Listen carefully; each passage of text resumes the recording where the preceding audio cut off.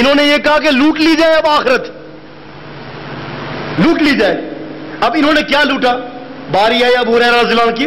ابو ہریرہ رضی اللہ عنہ نے دعا کی، اے اللہ ایسا علم دے دے جس کو میں بھولوں نہیں، اللہ ایسا حافظہ دے دے کہ نبی علیہ السلام کی بات سنوں اور ابو ہریرہ اس کو کبھی بھی نہ بھولے حتیٰ کہ دنیا سے چلا جائے. فأمن رسول اللہ صلی اللہ علیہ وسلم، اللہ کے نبی نے کہا کہ اللہ اس کی دعا کو قبول کر لے. اور ایسا ہی ہوا، ایسا ہی ہوا الحمدللہ. حفاظت حدیث اللہ سبحانہ و تعالیٰ کی زیر نگرانی میں ہو رہی ہے. دلیل نبی علیہ الصلوۃ والسلام سے احادیث کو حفظ کیا سن 7 ہجری میں سیدنا ابو ہریرہ رضی اللہ عنہ نے. نبی علیہ السلام کے انتقال کے بعد جب نبی علیہ السلام اس دنیا فانی سے تشریف لے گئے، اس کے بعد ابو ہریرہ رضی اللہ عنہ نے ان احادیث کو لکھوایا 57 سے 58 ہجری میں، 57 58 ہجری میں اپنے مایہ ناز شاگرد حمام بن منبی رحمہ اللہ کو، جو کہ بخاری کے راوی ہیں. حمام بن منبی رحمہ اللہ، انہوں نے ان احادیث کو حمام بن منبی رحمہ اللہ کو لکھوایا، جو کہ مجموعہ تھا، کلیکشن تھا، 138 حدیث کے اوپر مبنی تھا، 138 احادیث اس کے اندر موجود تھی. اب اللہ سبحانہ و تعالیٰ کا کرنا کیا، تو رزاق رحمہ اللہ سے سند کے ساتھ گئی یہ حدیث ہے امام احمد بن حنبل کے پاس. مسند امام احمد کے اندر آج بھی سیدنا ابو ہریرہ جو کے نام سے ہیڈنگ قائم ہے، اور اس ہیڈنگ کے نیچے جو ان کی احادیث جو امام احمد بن حنبل کو ملی ہیں، انہوں نے اس کے اندر اس کو ذکر کیا ہے، اور حدیث کا نمبر 8115 سے لے کر 8623 تک یہ احادیث 8115 سے شروع ہو رہی ہے.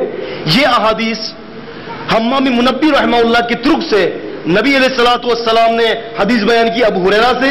ابو ہریرہ رضی اللہ عنہ نے حدیثوں کو لکھوایا حمام بن منبی کو، حمام بن منبی نے اس حدیث کو لکھوایا ابو عروہ معمر بن راشد کو، انہوں نے اس حدیث کو لکھوایا امام عبد الرزاق کو، امام عبد الرزاق رحمہ اللہ نے ان حدیث کو لکھوایا امام احمد بن حنبل کو. امام احمد بن حنبل کی مسند امام احمد کے اندر یہ حدیث موجود ہے 138 حدیث. لیکن اور مزید آگے یہ سلسلہ سند گیا.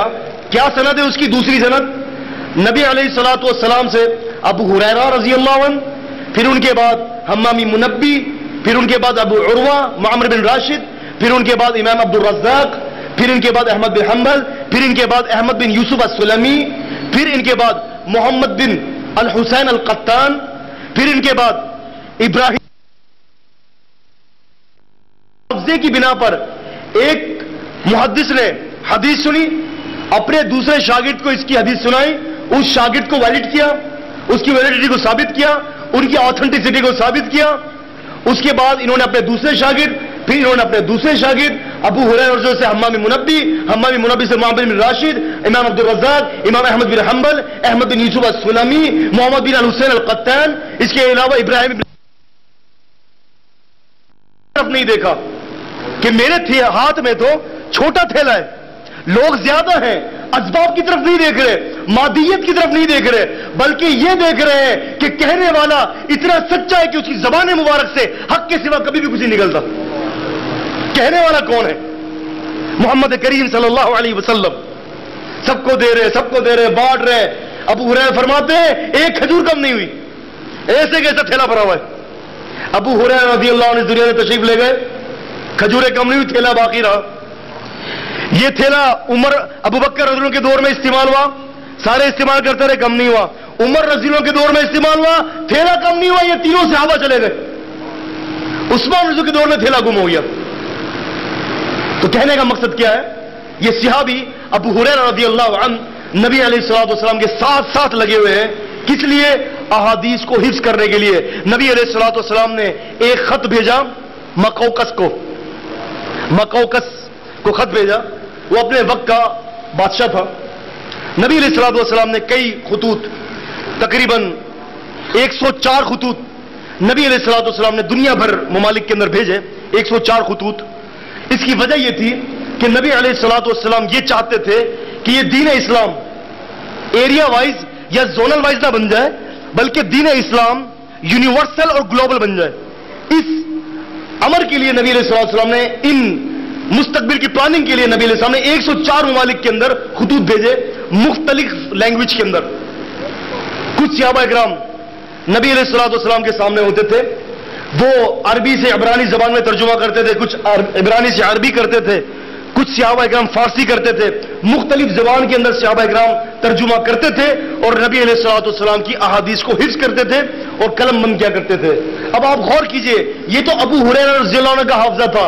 دیکھیں اسی حافظے کے اوپر اعتماد کرنے والے, انہی حافظے کی پاداش کے اندر انہی روایت کو حاصل کرنے والے امام بخاری رحمت اللہ علیہ کے شیخ امام اسحاق بن راہوئی رحمہ اللہ کے بارے میں تذکرۃ الحفاظ کے اندر امام الذہبی رحمت اللہ علیہ فرماتے ہیں کہ ایک دفعہ اسحاق بن راہوئی نے یہ فرمایا رحمہ اللہ کہ آپ کو ایک حیرت کی بات بتاؤں. لوگوں سے کہا, لوگوں نے کہا ضرور. کہا کہ سنو, مجھے 70,000 حدیثیں اللہ کے نبی صلی اللہ علیہ وسلم کی حفظ ہے. لوگوں نے حیرت کی, آپ کو 70,000 حدیث حفظ ہے. انہوں نے کہا ہاں, اس سے زیادہ حیرت کی بات یہ کہ یہ 70,000 حدیثیں اسحاق بن راہوئی نے رحمہ اللہ صرف ایک ہی دفعہ اس کو پڑھا ہے, دوبارہ آج تک اس کا آدھا ریپیٹ نہیں کیا. ان کو مجھے آج تک میں حفظ ہوں, ساری حدیثیں مجھے حفظ ہے. یہ حافظہ, یہ قوی حافظہ. لیکن امام بخاری رحمت اللہ علیہ ان تمام محدثین کے اندر اللہ سبحانہ وتعالی نے ان کو پہلی پوزیشن دی, نمبر 1 پوزیشن تھی. حافظے کے اعتبار سے بھی, اپنے کمالات کے اعتبار سے بھی, اپنے فقہ جہد کے اعتبار سے بھی, اور جو انہوں نے تموز دکھلائے ہیں اپنے علمی مزید تحقیق کے لیے. آج مغرب کے بعد انشاءاللہ میری تقریر ہے یہی آپ کے اس شہر میں, اس کا موضوع ہے صحیح بخاری پر عالمی سطح پر الزامات کے جوابات.